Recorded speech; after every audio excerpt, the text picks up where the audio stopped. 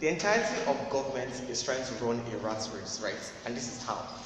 They tell you that the creation of the narrative that identifies certain traits as desirable doesn't exclude other traits that have not been identified as being desirable. Like, that is fallacious. And this is exactly what Eze tries to run in his whole idea of why we need dynamism within the state. This is extremely key, right?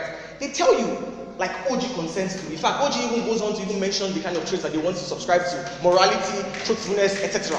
These guys place a cap on what states can identify as desirable traits. And this is an idea or a narrative that we are against holistically from side-closing opposition.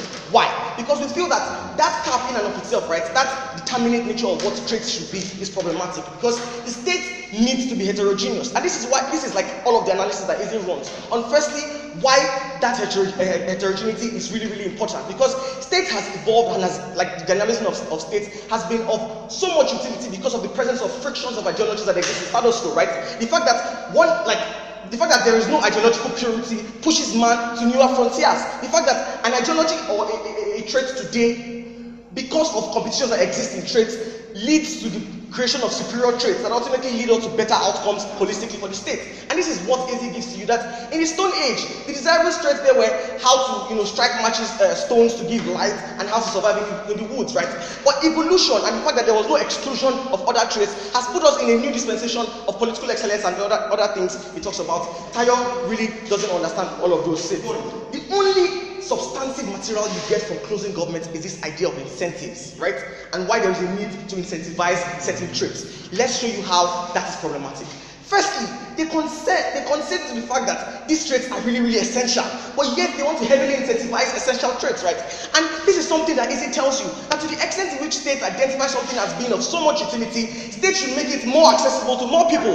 This is the idea of positively progressive states. So to the extent in which you firstly identify these traits as being desirable, but then create a mechanism that excludes the vast majority of poor people and resources disenfranchised people from accessing it, that is no more an equitable approach from states, and all of the utility that they preach about falls. But thirdly, and most importantly, where they miss out on this whole idea of capitalism, because these guys don't understand what resource control really, and how resource control drives markets, right? The solution of that. Eze gives you this clear extension on how the rich, because of these incentives, now have an incentive to alter the system, right? Because they know that only in the instance where they propagate their superiority complex traits on the stock market, like, the very, very simple analogy he gives you, right?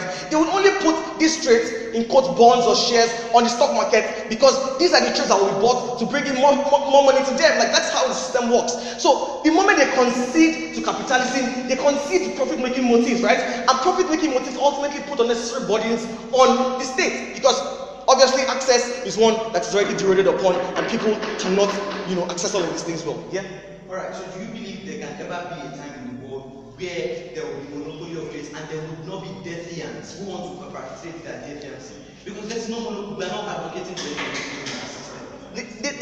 These guys are trying to run away from the arguments that they're running, right? They are arguing for monopoly. That's what they're arguing for. The cap on traits, identification of traits as being desirable, it is problematic. This is another key thing that Eze tells you. He says that selfishness in and of itself isn't intrinsically bad, because selfishness in status quo pushes people to compete for resources and ultimately drives people to excellence. That is a trait that is desirable, that brings about better outcomes. But these guys think that trait is inherently bad, and that is what we are against. Next point of stasis on the idea of traits and how holistically relative these traits are. These guys tell you that they want a morally upright state, right? But they forget that morality is an abstract concept, a hugely relative construct. So, is the state going to come up with printed, well-laid out code of ethics that everybody is going to subscribe to? That is the status quo already with the constitution and the law, right? So, what exactly are these guys arguing for? We don't understand. He gives you a very, very clear example of how, the idea of love and who you subscribe your love preferences to is relative. So in Christianity, for example, you are told to have just one wife, and that is how you actualize within Christendom. Islam, on the other hand, says you can have 4, wives and stuff like that. This relativism within state is one that we are hugely against. Panel, what is, the next clash within this debate? This idea of liberalism. And this is the next really, really crucial thing that we need to engage. So, what is the core tenet of liberalism? The fact that people can access happiness, right? Can ascribe to happinesses as long as this happiness does not infringe on the choices of other people, right? So, what it tells you is that there are certain undesirable, let's put it in quotes, there are certain undesirable traits within status quo that people ascribe to that do not necessarily take away the choices of other people, right?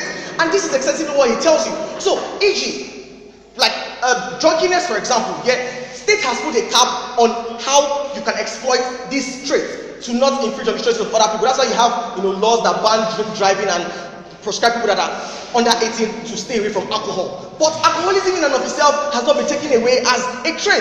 And this is something that is going to be taken away from the model that the entirety of government seeks to create. So, to the extent in which they can show us that all of the traits that are not under their cap of desirability are toxic, right? Then they have a case in this debate. But if you can show you that a vast other majority of the traits that would most likely be excluded from their narrative of desirability creates a massive system of exclusion, we think that is really, really problematic. And that takes us backward on the whole idea of liberalism and what global governments seek to achieve in liberalism. Final point of stasis, right? The idea of a creation of stereotype. I don't know why this was so difficult to understand. The identification of a desirable trait, the creation of an incentive towards that trait, right, alters people's moral suasions towards that trait. So everybody would identify with this desirable trait and think that the only way they can ascribe or self-actualize within the state is to possess those traits. You inherently create an exclusive society, an exclusionary society, where those who don't identify with those traits as being desirable will be excluded. Antioch kills himself at the end of his speech when he says this very, very flimsy statement, right? That if the rich bring about certain desirable traits for the purpose of making profit, and the people don't like it, the people can revolt against these traits. That already kills their case extensively. So to the extent that people can revolt against these traits, it shows that these traits are not absolute and are not holistically utilitarian in and of themselves. On all of the clashes of commodification of incentives and why it is bad and stereotypical and exclusion, we win this debate.